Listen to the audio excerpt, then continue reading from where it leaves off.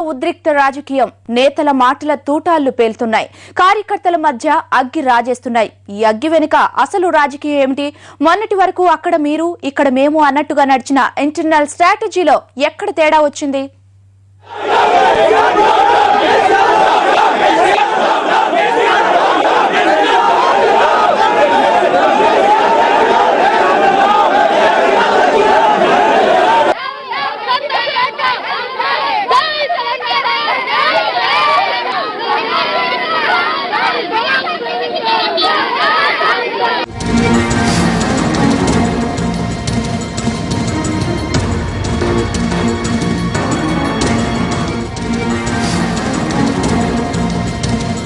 మొన్నటి వరకు ఉద్యమాలతో ఉద్రిక్తంగా ఉన్న తెలంగాణ జిల్లాల్లో ఇప్పుడు పార్టీల పోరు సరికొత్త సెగరాజేశాయి.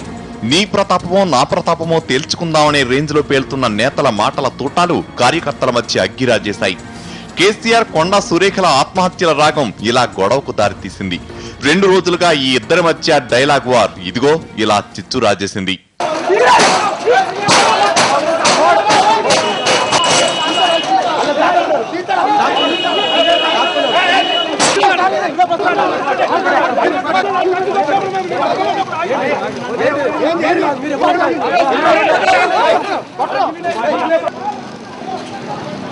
కేసీఆర్ ఆత్మహత్య చేసుకుంటేనే తెలంగాణ వస్తుందన్న కొండా సురేఖ కామెంట్స్ పై అంతే రేంజ్ లో రివర్స్ కౌంటర్ ఇచ్చిన కేసీఆర్ అఖిల పక్షం తర్వాత ఎవరు ఆత్మహత్య చేసుకోవాల్సి ఉంటుందో తేలిపోతుందని ఫైర్ అయ్యారు.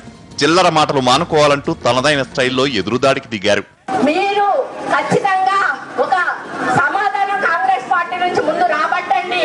అదేంటి వస్తుంది ఎప్పుడు అంటే కేసీఆర్ కుటుంబ సభ్యులు అందరూ కూడా మూకుమ్మడి ఆత్మహత్య చేసుకున్నారని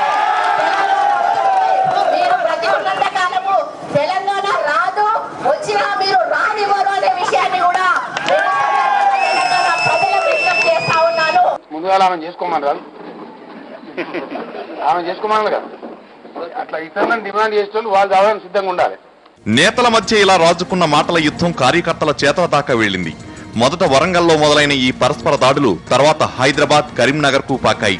నిన్న కేసీఆర్ వ్యాఖ్యలకు నిరసనగా వరంగల్లోని టీఆర్ఎస్ భవన్ ముందు ఆందోళనకు దిగింది వైఎస్ఆర్సీపీ. ఇరు వర్గాల మధ్య ఘర్షణ తలెత్తడంతో పరిస్థితులు ఉద్రిక్తంగా మారాయి. కొద్ది గంటల్లోనే సీన్ హైదరాబాద్ లోని తెలంగాణ భవన్ కు మారింది. ఆ తర్వాత కరీంనగర్ లోనూ ఈ 2 పార్టీల కార్యకర్తల మధ్య ఘర్షణ జరిగింది.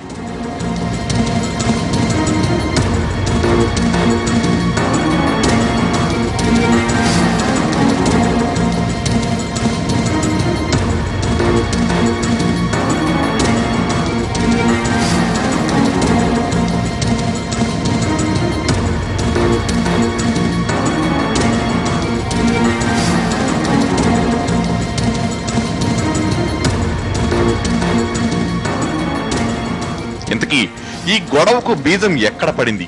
అఖిలపక్ష సమావేశానికి కొద్ది రోజుల ముందు రాజుకున్న ఈ పొలిటికల్ వార్ వెనుక కథేమిటి? పాలిటిక్స్ లో రహస్య స్నేహితులుగా నిన్నటి మిత్రులనుకున్న ఈ 2 పార్టీలకు ఎక్కడ బెడసి కొట్టింది? కొద్ది రోజుల ముందు సూర్యాపేటలో టీఆర్ఎస్ నిర్వహించిన బహిరంగ సభ నుంచే ఈ 2 పార్టీల మధ్య చిచ్చు రాజుకుంది. మొన్నటి తెలంగాణ జిల్లాల్లో ఉనికి లేని వైఎస్ఆర్ కాంగ్రెస్ ఇప్పుడు వేగంగా కేడర్ను విస్తరించుకుంటోంది. దీంతో అసలుకే ఎత్తపెట్టేలా మారిన వైఎస్ఆర్ కాంగ్రెస్ దూకుడుకు కళ్ళెం వేసే పనిలో భాగంగా టీఆర్ఎస్ ఫోకస్ ను టీడీపీ నుంచి వైఎస్ఆర్సీపీ వైపు మళ్లించింది. ఓవైపు షర్మిల పాదయాత్ర జరుగుతున్న సమయంలోనే సూర్యాపేట సభ వేదికగా వైఎస్ఆర్ కాంగ్రెస్ పై సెటైర్ల వర్షం కురిపించింది టీఆర్ఎస్. మొన్న నేను సూర్యాపేటకు వస్తే ఇక్కడ ఎవరో ఒక ఆయన వైకాపాలో చేరిందని చెప్పి నేను సూర్యాపేటకు వచ్చి ఆయనను జర తూర్పాల పడదామని వచ్చిన.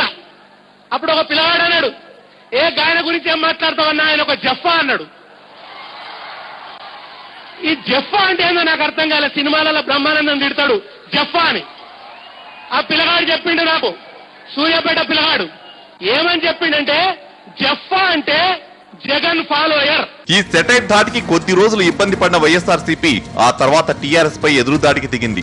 బయ్యారం గనులతో మాకు సంబంధం లేదని నిరూపిస్తే కేసీఆర్ మా కుటుంబం కాళ్లు పట్టుకుంటారా అంటూ తెలంగాణ గడ్డ మీద నుంచే కేసీఆర్ కు సవాల్ విసిరింది. కేంద్ర ప్రభుత్వము ఒక కంపెనీకి ఆ భూమిని కేటాయిస్తే మాకేం సంబంధం కేసీఆర్ గారు అని అడుగుతున్నాం. ఎన్నిసార్లు చెప్పినా పదే పదే అవి మావే అంటున్నారు.